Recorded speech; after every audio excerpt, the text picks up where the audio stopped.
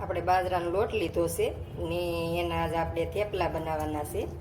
તો થેપલા આપણે હલ્દી ખાવા માટે તે સારા, આપણે નાના છોકરા ખાય, ગૌઠા ખાય, આપણે ખાઈએ તો એ સારા લોટના.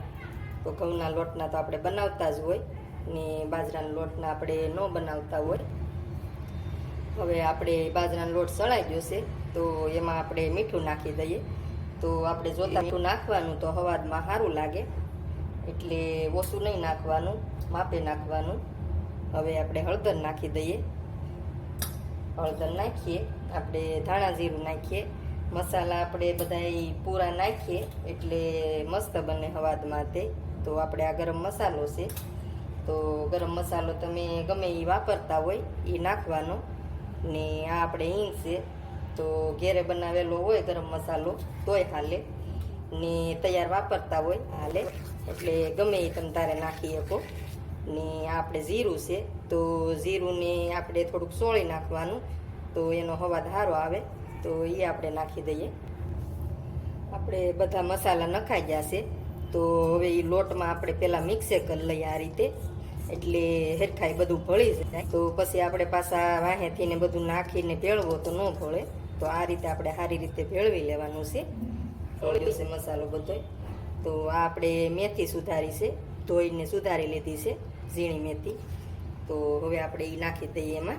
તો મેથી નાખી દીધી છે, તો મેથી આપણે અટાણે સારી આવે છે, તો બનાવી શકો. વધારે તો આપણે થેપલામાં ભજીયામાં જ ઉપયોગ થાય.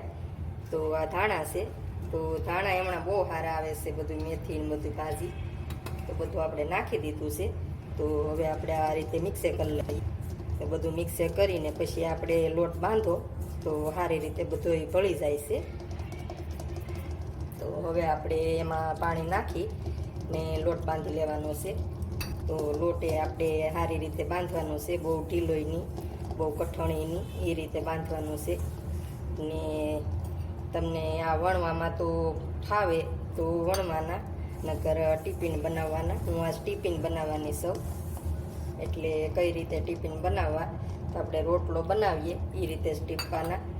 પણ રોટલો આપણે બધી રીતે અલગ અલગ બનાવવાનો હોય ને આને આપણે એ રીતે નહીં આપણે બનાવવાના. તો આપણે આને સીધા ટીપી લેવાના, આસા આસા થોડાક ટીપી લેવાના. તો એ રીતે બનાવવાના છે. આજ લોટ આપણે બાંધી લીધો છે, તો લોટ આપણે બધો હારે જ બાંધી લેવાનો છે.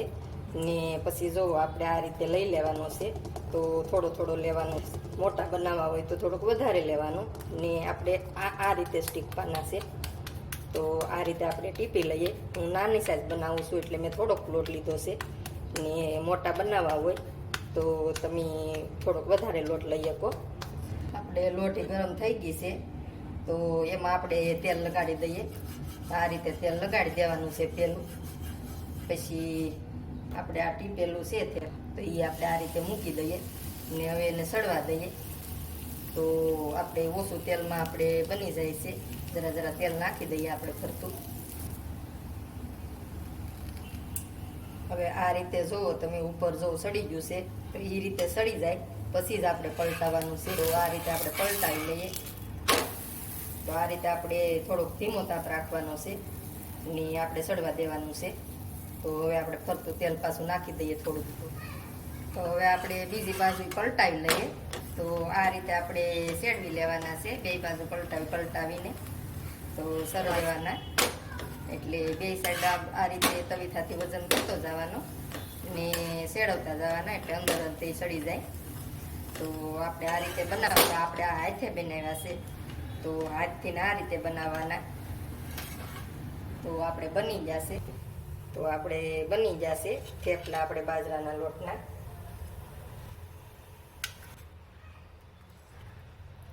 તો આપણે બાજરાના લોટના થેપલા બની જશે. જો બહુ મસ્ત બને છે, બધી વસ્તુ નાખીને આપણે મસાલો. તો તમે ચટણી હારે, સોસ હારે તમે ખાઈ શકો, દહીં હારે. ને હું તો જોવો સાય સારે ખાવાની સૌ, તો મને સાય સારે વધારે ભાવે છે. તો ખાવાની સૌ ને મારા વિડીયા ગમતા હોય તમને તો લાઈક કરજો, શેર કરજો, ને નવા હોય ચેનલ ઉપર તો સબસ્ક્રાઈબ કરજો.